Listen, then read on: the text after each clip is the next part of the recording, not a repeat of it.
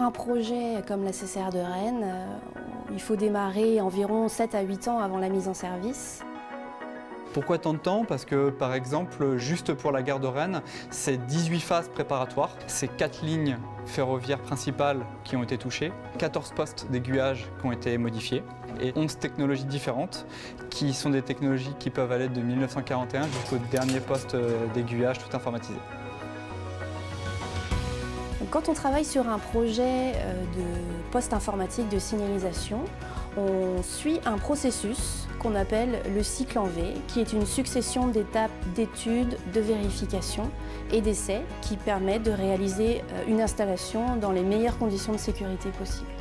On démarre tout en haut de la première branche du V par ce qu'on appelle le programme, où on va réfléchir en termes de besoins fonctionnels, qu'est-ce que l'exploitant attend de ma gare, et commencer à le traduire en conditions techniques.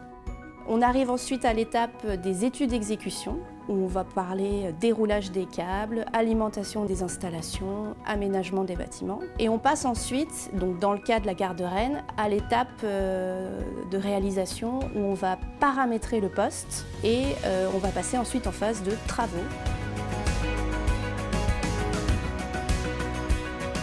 La branche remontante du V, c'est ce qu'on appelle donc les vérifications, les essais.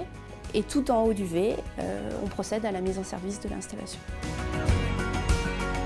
C'est un projet très dimensionnant. C'est 16 bureaux d'études qu'il a fallu coordonner de façon à ce que l'ensemble des bureaux puissent avoir le même niveau d'information et que l'on n'ait rien loupé par rapport à l'interaction entre les différentes technologies que l'on peut avoir sur les différents postes.